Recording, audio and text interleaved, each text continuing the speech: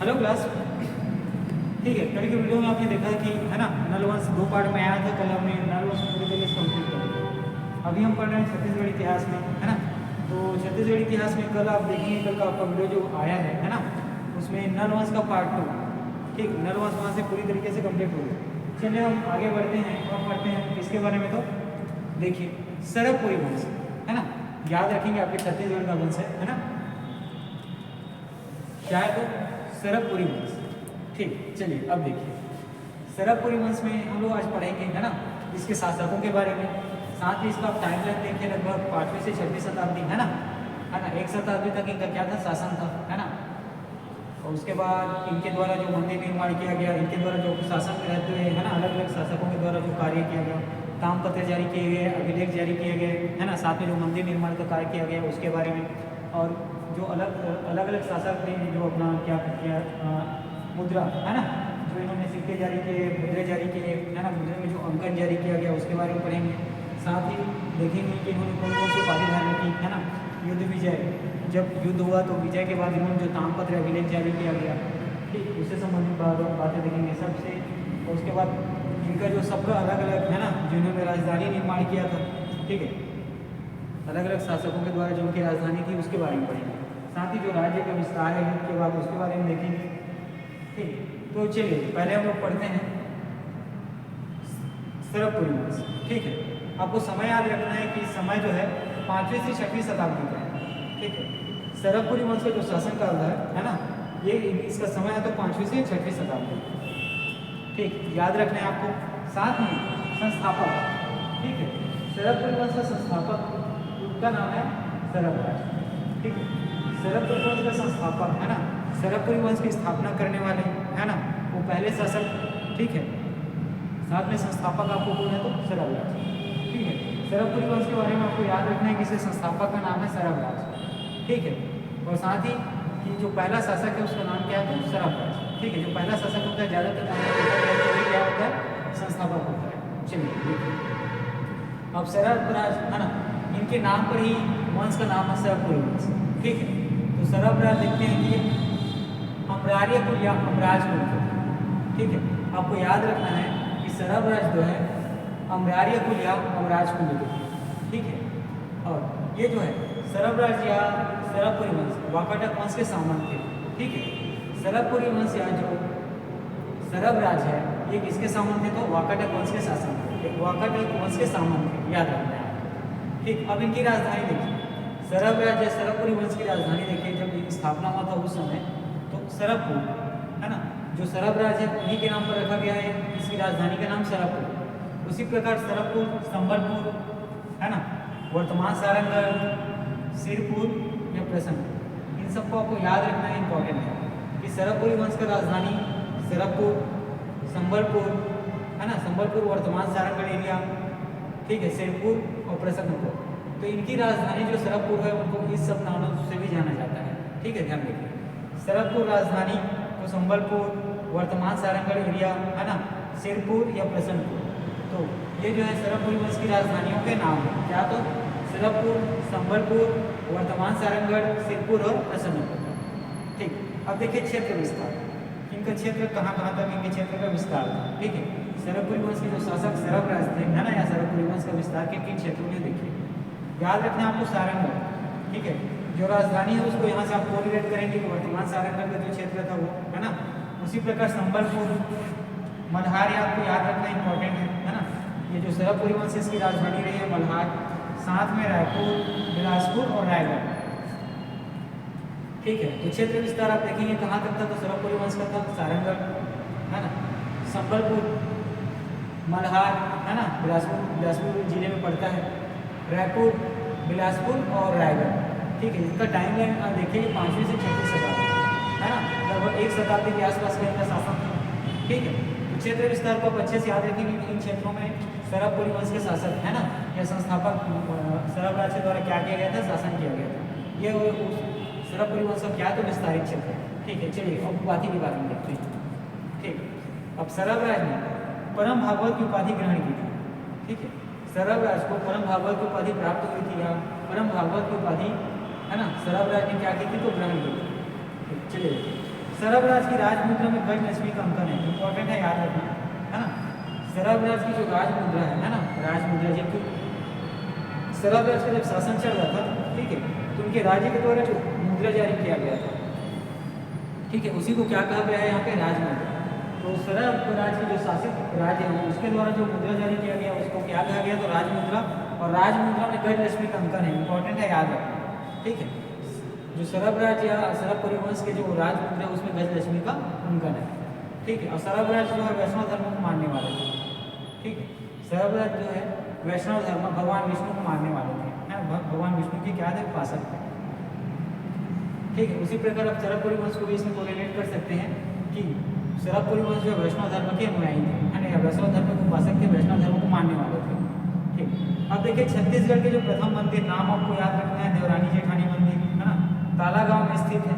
इनको बनाने का श्रेय भी किनको जाता है, तो सरब परिवंश के जाता है या सरबराज को जाता है, ठीक है।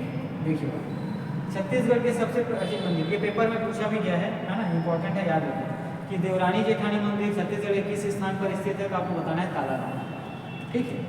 छत्तीसगढ़ के जो मंदिर है ना, प्रथम मंदिर के नाम से जाना जाता है, ठीक। छत्तीसगढ़ के प्रथम मंदिर के नाम से जाना जाता है देवरानी जेठानी मंदिर, है ना, स्थित कहाँ है, तो ताला गांव। स्थान का नाम याद रखना है, ताला गांव में। इसको बनाने का जो श्रेय भी है ये जाता है सरब परिवंश में, ठीक है। छत्तीसगढ़ के प्रथम मंदिर देवरानी जेठानी मंदिर जो ताला गांव में स्थित है, इस मंदिर को निर्माण करने का श्रेय भी जाता है किसको, तो सरब परिवंश, ठीक। छत्तीसगढ़ में सर्वाधिक मंदिर बनाने का श्रेय है ना, छत्तीसगढ़ में जो मंदिर है उसको सर्वाधिक संख्या में बनाने का श्रेय भी सरब परिवंशों को जाता है, ठीक है। याद रखेंगे, इंपॉर्टेंट है, दोनों चीज़ें आप याद रखें। छत्तीसगढ़ में सर्वाधिक मंदिर बनाने का श्रेय किनको जाता है, तो सरब परिवंश को जाता है, ठीक। चलिए अब जो सरबराज है, ठीक है, जो सरब परिवंश के क्या संस्थापक है, ये जो है राष्ट्रीय तुल्य कुलीवंश, ठीक है, इनके समय को बता सकते हैं, या सरब परिवंश। जो सरब परिवंश है ये समकालीन है किसके, तो राष्ट्रीय तुल्य कुलीवंश, ठीक है। राष्ट्रीय तुल्य कुलीवंश और सरब परिवंश क्या थे, एक दूसरे के समकालीन थे, आपको अच्छे से याद रखना है। सरब परिवंश जो है समकालीन थे किसके, तो राष्ट्रीय तुल्य कुलीवंश के, ठीक। अब देखिए सरब परिवंश में जो संस्कृत भाषा का प्रयोग किया गया है ना, इंपॉर्टेंट है, याद रखना। सरब परिवंश में, है ना, शासकीय कार्यों के लिए या किस भाषा का इस्तेमाल किया जाता है, तो संस्कृत, ठीक है। सरब परिवंश में संस्कृत भाषा का प्रयोग किया गया, किसके स्थान पे, तो प्राकृत भाषा के स्थान, ठीक है। इनके शासन के समय सरब परिवंश ने जब शासन किया तो यहाँ पे संस्कृत भाषा का इस्तेमाल आपको देखने को मिलेगा। इसके पहले प्राकृत भाषा का इस्तेमाल किया जाता था, इनके पहले के जो वंश है उनके द्वारा, ठीक। और सरबराज के नाम पर ही वंश का नाम पड़ा, ठीक है, मैंने आपको पहले ही बता दिया है कि सरब, है ना, सरबराज संस्थापक है, उनके नाम पर ही पूरे वंश का नाम पड़ा है सरब परिवंश, ठीक है। और सिक्कों पर पहली बार प्राकृत के स्थान पर संस्कृत का प्रयोग किया, किनके समय, तो सरब परिवंश के समय, ठीक है। सिक्कों में पहली बार आपको प्राकृत के स्थान पर क्या देखने को मिलेगा, संस्कृत भाषा का प्रयोग देखने को मिलेगा, ठीक है। और 21 वंश से संबंधित है, तो सरब परिवंश है, इंपॉर्टेंट है, इसको याद रखें। सिक्कों पर पहली बार प्राकृत के स्थान पर, है ना, प्राकृत भाषा के स्थान पर आपको क्या देखने को मिला, संस्कृत भाषा का प्रयोग देखने को मिला, ठीक। चलिए अब देखिए, है ना, इसी में आगे बढ़ते हैं।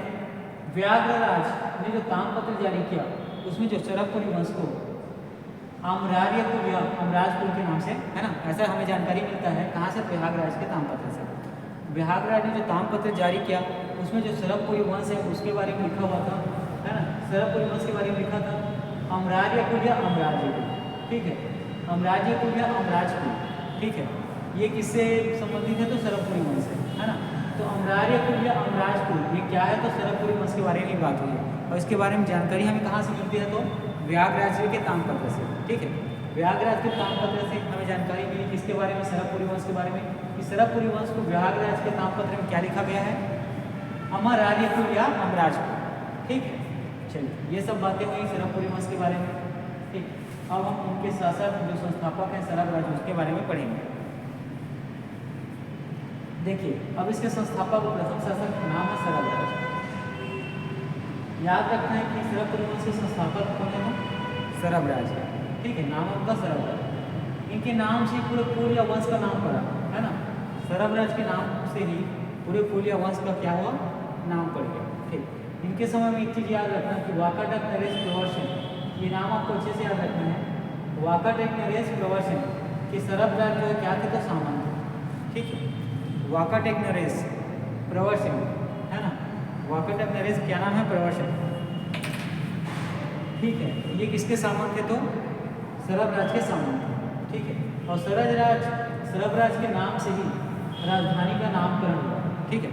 जो सरबराज संस्थापक हैं उनके नाम पर ही जो राजधानी हमने पढ़ा यहाँ पे सरबपुर, संबलपुर, वर्तमान सारंगढ़, टेमपुर, प्रसिद्ध, ठीक है। ये जो सरबपुर राजधानी है वो जो है सरबराज के नाम के है ना, जो नामकरण है उसी के आधार पर वो नाम रखा गया है, क्या तो सरबपुर राजधानी, मतलब सरबराज के नाम पर ही उनकी राजधानी का नाम सरबपुर रखा गया है, ठीक है। ठीक, यहाँ देखिए सरबराज के नाम से सिक्के जारी किए गए हैं, ठीक है। और सिक्कों में संस्कृत भाषा का आपको इस्तेमाल या प्रयोग देखने को मिलेगा। सरबराज ने क्या हुआ है ना, सरबराज के बारे में हम पढ़ रहे हैं, उनके शासक के बारे में है ना, सरबराज शासक के बारे में, उनके शासन में इन्होंने क्या किया था, सरबराज के नाम से ही सिक्के जारी किए, ठीक है। सरबराज के नाम से ही क्या था, सिक्के जारी किए गए और सिक्के में संस्कृत भाषा का प्रयोग किया गया था, ठीक है। सिक्के में क्या तो संस्कृत भाषा का प्रयोग किया गया था, याद रखना। साथ ही सरबराज के जो क्षेत्र है शासन का वो रायगढ़ और बिलासपुर हो गया, ठीक है, याद रखना। सरबराज का जो शासन का क्षेत्र था वो रायगढ़ और बिलासपुर क्षेत्र है, ठीक है, याद रखना है। उसी प्रकार सरबराज के समय जो भानुगुप्त का एरड़ स्तंभ लेख से हमें सरबराज के बारे में जानकारी मिलती है, ठीक है। भानुगुप्त का एरड़ स्तंभ लेख से हमें सरबराज के शासन के बारे में क्या मिलती है, जानकारी मिलती है, याद रखना, ठीक है। एरड़ स्तंभ लेख है ना, एरड़ स्तंभ लेख किससे संबंधित है तो भानुगुप्त, ठीक है। भानुगुप्त लिखित है एरड़ स्तंभ लेख, इसी से हमें सरबराज के शासन के बारे में जानकारी मिलती है, ठीक है। ये बातें हुई किसके बारे में तो सरबराज के बारे में। चलिए अब हम अगला शासक के बारे में पढ़ते हैं और नाम है नरेंद्र, ठीक है। अगला शासक के बारे में पढ़ते हैं, नाम क्या था, नरेंद्र नाम, ठीक है। नरेंद्र जो है सरबराज के पुत्र हैं, आपको याद रखते हैं, ठीक है। नरेंद्र जो है ना सरबपुरी शासक जो है सरबराज के पुत्र हैं, आपको ये याद रखना है। साथ ही ये याद रखना है कि नरेंद्र ने पीपरतुला ताम्रपत्र जारी किया, ठीक है। पीपरतुला ताम्रपत्र किसने जारी किया तो नरेंद्र ने जारी किया था। नरेंद्र जो है सरबराज के पुत्र थे, ये याद रखना है कि सरबपुरी वंश से संबंधित है नरेंद्र, ठीक है। नरेंद्र जो है सरबपुरी वंश से संबंधित है, ठीक है, और सरबराज के पुत्र हैं नरेंद्र। साथ ही पीपरतुला ताम्रपत्र जारी किया गया नरेंद्र के द्वारा, ठीक है।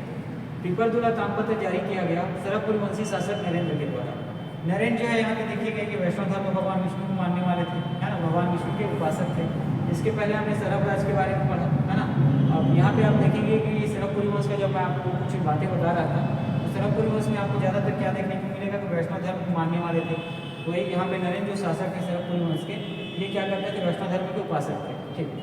अब नरेंद्र ने परम भागवत, है ना, ये की उपाधि धारण की। नरेंद्र ने परम भागवत की उपाधि धारण की और परम भागवत की उपाधि नरेंद्र ने धारण की, इसके बारे में जानकारी हमें रावण ताम्रपत्र से मिलता है, ठीक है, इंपॉर्टेंट है, याद रखना, ठीक है। शासक नरेंद्र ने परम भागवत की उपाधि क्या की थी, धारण की थी, है ना, परम भागवत की उपाधि ग्रहण की थी और परम भागवत की उपाधि नरेंद्र से संबंधित है, इसके बारे में जानकारी मिलता है रावण ताम्रपत्र से। कहाँ से तो रावण ताम्रपत्र से, ठीक। अब अभिलेख देखते हैं। नरेंद्र के समय जो अभिलेख है ना, जो अभिलेख जारी किए गए थे उसमें ना तो गुप्त संवत के बारे में कोई जानकारी थी और नहीं इन्होंने स्वयं कोई संवत चलाया, ठीक है। ज़्यादातर होता क्या है कि सिक्का अभिलेख लेख में जारी करने की तिथि, स्थान, है ना, साथ में उसके बारे में शासक के समय का वर्णन किया जाता है। लेकिन नरेंद्र ने जो अभिलेख जारी किया, उनके समय में जो अभिलेख जारी किया गया था वो ना तो गुप्त संवत के आधार पर था, है ना। गुप्त संवत, है ना, याद रखेंगे एक टाइम लाइन है ना, एक टाइम लाइन है कौन तो गुप्त संवत, ठीक है। जो इसके पहले जो समय चल रहा था किसके अकॉर्डिंग चल रहा था तो गुप्त संवत। तो गुप्त संवत जो है गुप्तों के द्वारा चलाया जा रहा था, ठीक है। तो उनके अनुसार एक समय चल रहा था, है ना। उस गुप्त संवत कहने का मतलब कैलेंडर है जी, ऐसा कैलेंडर है गुप्तों द्वारा चलाया गया था, ठीक है। उसमें वो अपने समय के अनुसार चला रहे थे इसको, ठीक। तो उस समय ये देखने को मिलेगा कि ये जो पूरा शासन है ना, इससे पहले का जो शासन जो है गुप्तों के अधीन था, मतलब ठीक है। इनका पूरा नियंत्रण किनका था, गुप्तों का। लेकिन कैसा था, किसी ने पूरी तरीके से, है ना, किसी शासक, कोई शासक ऐसा है जो उसका नाम मात्र की अधीनता स्वीकार करता था, मतलब वो अधीन तो गुप्तों के अधीन ही था, है ना। उसका शासन जो है गुप्तों के अधीन था, लेकिन उसके जो सारे निर्णय हैं, ठीक है, सारे जो प्रशासनिक और जो अर्थव्यवस्था से संबंधित कार्य है वो खुद करता था, ठीक है। खुद की ये क्या कहना चाहिए, खुद की इच्छा शक्ति से करता था, ठीक है। उसमें किसी प्रकार का नियंत्रण नहीं था। उस निर्णय लेने में क्या था, पूरी तरीके से सक्षम था, है ना। उसका निर्णय जो अपना स्वतः निर्णय लेता था। ठीक, तो यहाँ पे आपको क्या देखने को मिला कि नरेंद्र के समय जो लेख जारी किया गया वो उसमें ना तो भुगतों की तिथि जारी की गई थी, ना इन्होंने अपना कोई तिथि या संबंध चलाया था। ठीक है, चलिए अब आगे देखिए। कुरुत ताम्रपत्र जारी किया किसने, तो सरबपुरी शासक नरेंद्र। ठीक है, कुरुत ताम्रपत्र जारी किसने किया था, तो नरेंद्र ने, आपको याद रखना है।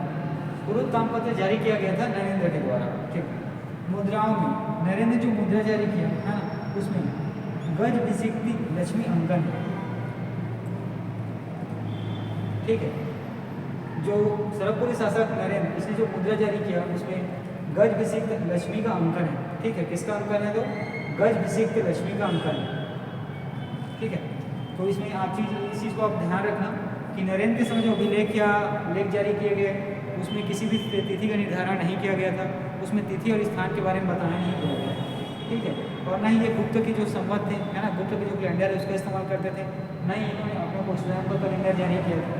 ठीक है, तो ये कुरुत ताम्रपत्र के बारे में आपको याद रखना है कि कुरुत ताम्रपत्र जारी किया किसने, तो सरबपुरी शासक नरेंद्र ने।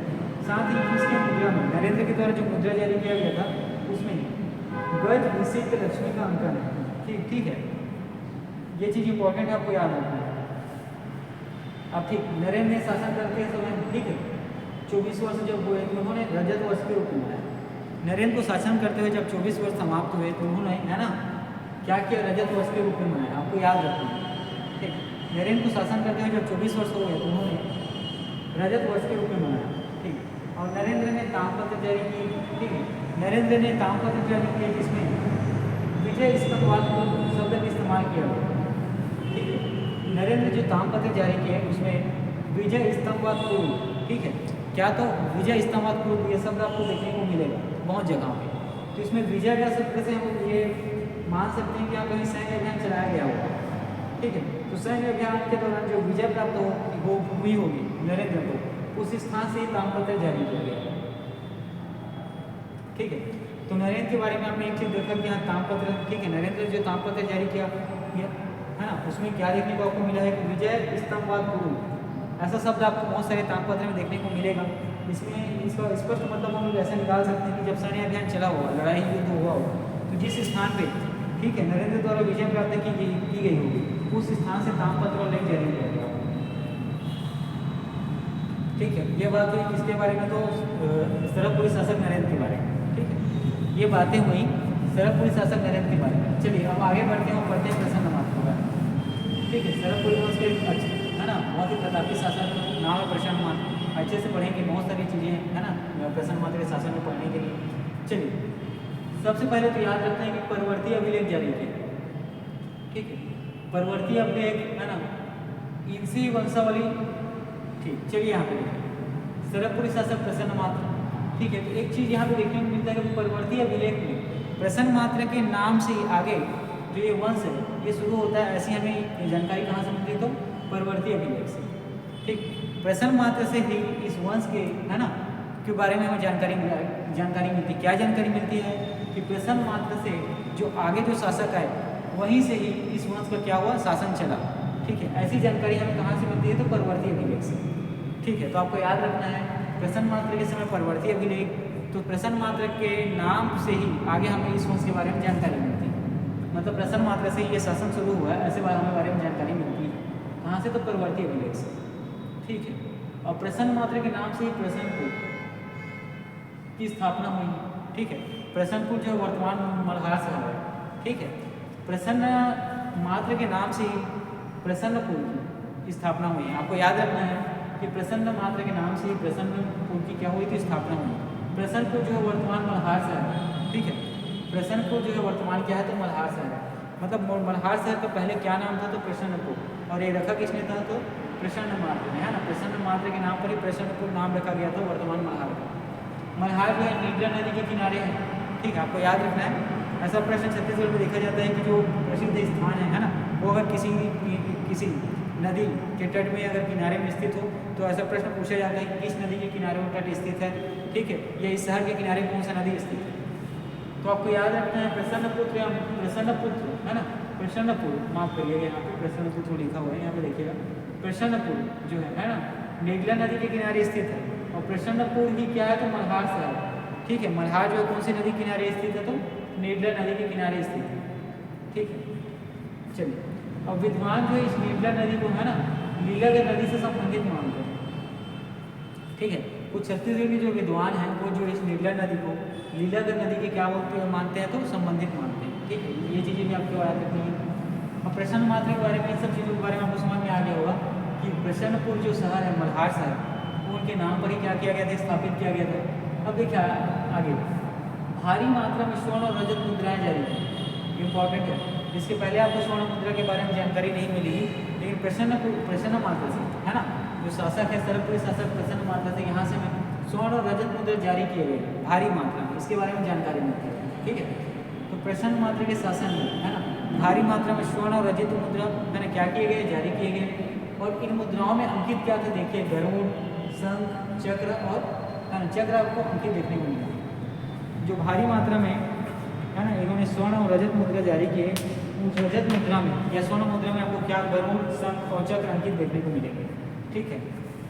जो मुद्रा है उसमें गरुड़ का चिन्ह, शंख का चिन्ह और चक्र का चिन्ह जो है क्या है, अंकित है, उसका चित्रांकन आपको देखने को मिलेगा, ठीक।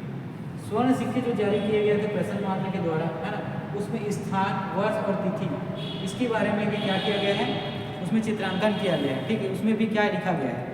तो अब यहाँ पर एक चीज़ देखेंगे कि प्रसन्न मात्रा के बाद है ना, प्रसन्न मात्रा से लेके उसके बाद वाले शासन में जो सिक्के जारी किए जाते हैं उसमें आपको तिथि का क्या है, निर्धारण देखने को मिलता है। लेकिन प्रसन्न मात्रा के पहले हम लोगों ने पढ़ा नरेंद्र और सरबराज के बारे में। यहाँ जो है लेख और अभिलेख में हमें तिथि और स्थान का निर्धारण नहीं देखने को मिलता है, ठीक है। तो प्रसन्न मात्रा से एक चीज़ याद रखना है कि स्वर्ण सिक्के इसने जारी किए, उसमें तिथि और जो स्थान है ना, वर्ष, ये सब हमें क्या होता है, देखने को मिलता है। और ये सिक्के जो है ना, जो इसने जारी किए हैं, किसने, तो प्रसन्न मात्रा में, ये मल्हार स्थित टकसाल से निर्मित है ऐसा माना जाता है, ठीक है। तो प्रसन्न मात्रा ने जो सिक्के जारी किए हैं वो मल्हार में, उसमें ये माना जाता है कि मल्हार में क्या टकसाल था, और इसी टकसाल से निर्मित किया गया है, ठीक है। सिक्के आपको याद रखना है कि मल्हार स्थित टकसाल से, ठीक है, निर्मित किया गया है जो सिक्के हैं। और सिक्के में पेटिका से लिपि का प्रयोग किया गया है, आपको याद रखना है, ठीक है। सिक्के में पेटिका से लिपि का क्या किया गया है, तो प्रयोग किया गया है, ठीक। अब देखिए सिक्के के जो ऊपरी भाग है, ठीक है, जो सिक्का है, अब सिक्के के बारे में पढ़ते हैं, उसके ऊपरी भाग, मध्य भाग, केंद्र भाग, है ना। तो सिक्के के ऊपरी भाग का जो केंद्र है उसमें गरुड़ के चिन्ह अंकित है, इंपॉर्टेंट है, याद रखना। साथ में पेटिका से लिपि का जो प्रयोग हुआ है ना, प्रसन्न मात्रा के शासन काल में, सरबपुरी वंश शासक है ना, सरबपुरी वंश का शासक है, ये चीज़ भी आपको याद रखना है। तो सिक्का जो है, सिक्का के ऊपरी भाग के केंद्र में आपको किसका चिन्ह देखने को मिलेगा, तो गरुड़ का चिन्ह देखने को मिलेगा। उसी प्रकार सिक्के के जो दोनों किनारे हैं है ना, लेफ्ट राइट, वहाँ शंख और चक्र के आपको देखने को मिलेंगे चित्र, ठीक है। सिक्के के जो दोनों किनारे हैं वहाँ शंख और जो चक्र है उसके चित्र देखने को मिलेगा। और सिक्के का जो नीचे वाला हिस्सा है जहाँ सन लिखा होता है वहाँ पे आपको प्रसन्न मात्रा लिखा हुआ देखने को मिलेगा, ठीक है। तो यहाँ देखिए सिक्के के बारे में हम लोग पढ़ रहे थे। सिक्के का ऊपरी भाग का जो केंद्र हिस्सा है वहाँ पर गरुड़ देखने को मिलेगा, है ना, गरुड़ के चिन्ह देखने को मिलेगा। साथ ही लेफ्ट राइट के जो दोनों किनारे हैं वहाँ पे आपको शंख और चक्र के चिन्ह देखने को मिलेंगे। और जो सिक्के का बहुत नीचे वाला हिस्सा होता है जहाँ वर्तमान में नाम लिखा होता है वहाँ पे क्या, तो प्रसन्न मात्रा लिखा हुआ आपको दिखेगा, ठीक है। यह प्रसन्न मात्रा के बारे में याद रखना है कि इन्होंने भारी मात्रा में क्या किया था, तो स्वर्ण और रजत मुद्रा जारी किया था,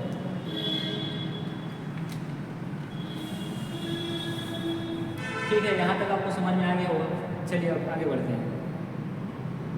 116 से भी अधिक सिक्के जारी किए थे, आपको याद रखना, ठीक है, परीक्षा में पूछा जा सकता है। 116 से भी अधिक सिक्के जारी किए थे, किसने, तो प्रसन्न मात्रा, ठीक है।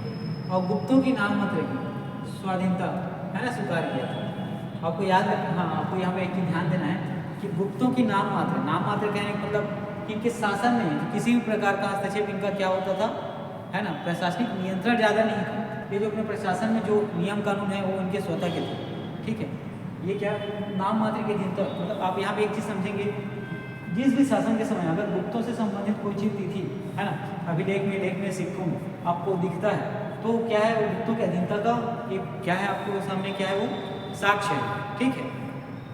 तो यहाँ पे ऐसा आपको देखने को नहीं मिलेगा, है ना, कहाँ प्रसन्न मात्रा में या सूर्यपुर वंश में यहाँ पे इनके द्वारा जो है ना लेख या अभिलेख जारी किया गया था उसमें क्या है, किसी प्रकार का तिथि और समय का निर्धारण नहीं है। तो ठीक है, आपको प्रसन्न मात्रा के समय में देखने को एक चीज़ मिलेगा कि कि गुप्तों की नाम मात्र की अधीनता इन्होंने स्वीकार की थी, ठीक है, नाम मात्र ही की थी, बाकी जो भी नियम कानून थे वो उनके खुद के बनाए वाले होते थे। प्रशासनिक और राजनीतिक और साथ ही जो अर्थव्यवस्था से संबंधित किसी भी प्रकार की गतिविधियाँ पूर्णतः इनका ही नियंत्रण होता था, ठीक। अब ये पूरी बातें हो गई प्रश्न मात्र के बारे में, ठीक है। चलिए आगे बढ़ते हैं। और अगला शासक जिसका नाम है जयराज। जयराज के बारे में सबसे पहले एक चीज़ याद रखना है कि सरबपुरी शासक है, ठीक है। और इन्होंने उपाधि ग्रहण की थी महाजयराज की, मन मात्र की और साथ ही दुर्गराज की, ठीक है।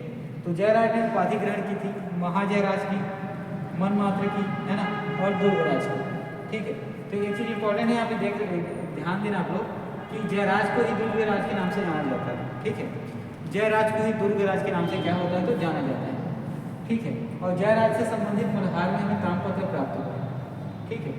जयराज से संबंधित ना एक स्थान याद रखना मल्हार, मल्हार से हमें क्या प्राप्त हुआ है तो जयराज से संबंधित ताम्रपत्र प्राप्त हुआ है, ठीक है। और जयराज ने ही दुर्ग शहर की स्थापना की, ऐसा, ठीक है, माना जाता है, ठीक। तो दुर्ग शहर की स्थापना किसने की है तो जयराज। जयराज जो है सरबपुरी शासक है ना। दुर्ग शहर की स्थापना की गई है किसके द्वारा तो जयराज के द्वारा, इंपॉर्टेंट है याद रखना। और ये जयराज को ही है ना महाजयराज, मनमात्र और दुर्गराज के नाम से जाना जाता है। चलिए ठीक, अब आगे बढ़ते हैं। अब जयराज की राजमुद्रा में गजलक्ष्मी का अंकन आपको देखने को मिलेगा, इंपॉर्टेंट, ठीक है। देखिए वहाँ जयराज पढ़ रहे हैं तो जयराज ने जो राजमुद्रा जारी किया उसमें गजलक्ष्मी का अंकन आपको देखने को मिलता है, ठीक है।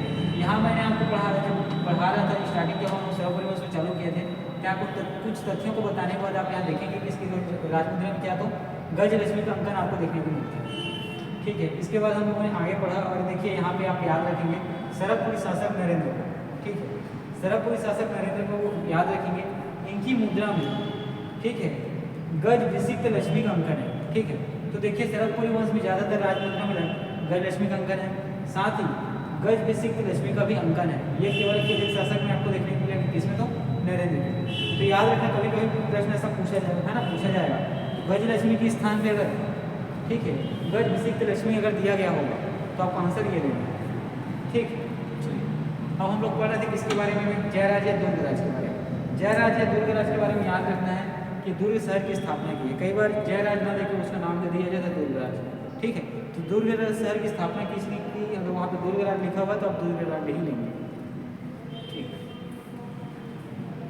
अब जयराज ने, है ना, गजलक्ष्मी जो इसकी राजमुद्रा उसमें आप क्या क्या अंकन करवाया।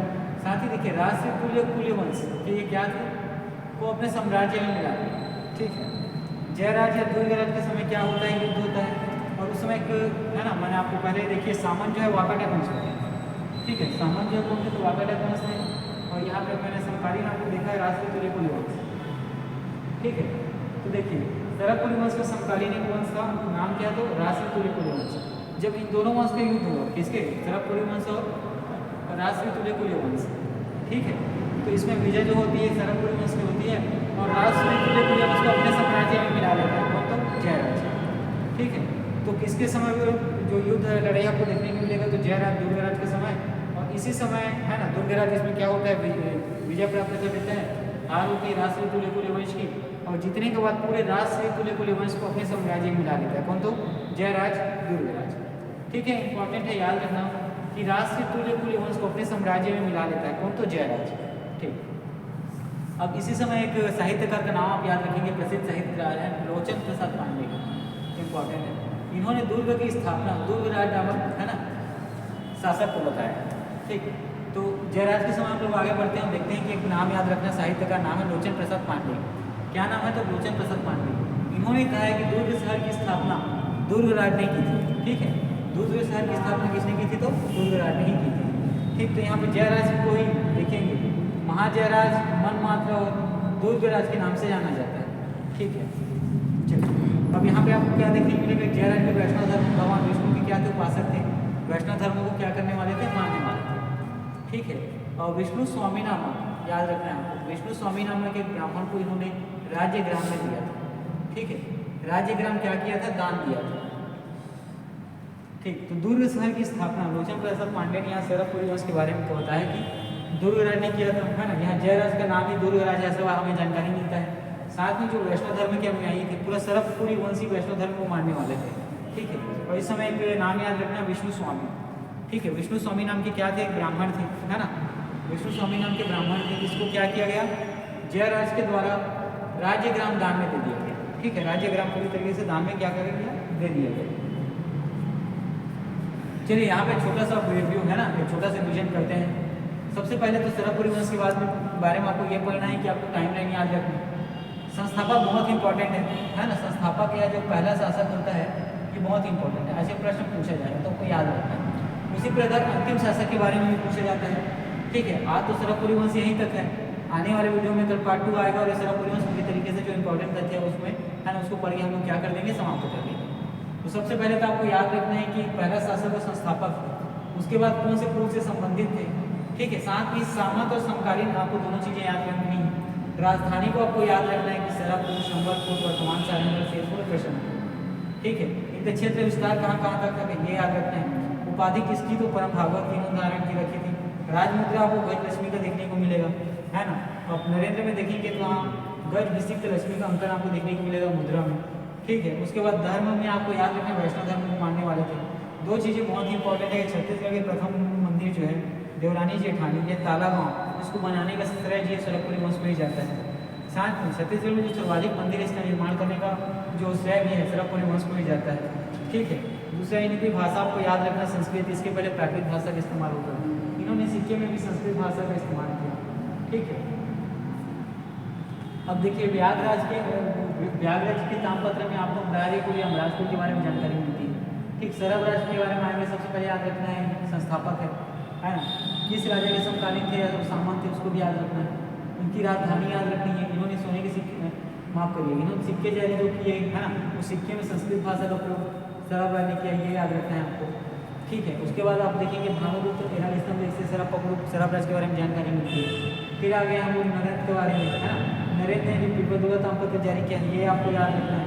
परम भागवत के बारे में क्या है कि परम भागवत उपाधि ग्रहण की थी, इसके बारे में जानकारी हमें रावण ताम्रपत्र से मिलती है, ठीक है। इन्होंने क्या ना तो गुप्त संवत को क्या किया, अभिलेख जारी किया, ना ही स्वयं, ठीक है। किसी भी तरीके का तिथि निर्धारण नहीं था इसके अभिलेख में। पूर्व ताम्रपत्र के द्वारा जारी किया गया। मुद्रा में लक्ष्मी का अंकन, ये याद रखना है। 24वें वर्ष में इन्होंने क्या किया, रजत वर्ष मनाया था, ठीक है। और इसके जो ताम्रपत्र है उसमें एक शब्द विजय, है ना, विजय स्तंभ देखने को मिलता है, पूरे लिखा हुआ, ठीक है। सैन्य विजय के बारे में इसमें क्या होती है वर्णन आपको देखने को मिलेगा। इसके बाद आपको प्रश्न मात्र के बारे में इंपॉर्टेंट है ना। प्रतापी शासक में पढ़ने की बहुत सारी चीज़ें इसको याद रखना है, ठीक है। परवर्ती अभिलेख इनसे बारे में जानकारी क्या मिलती है।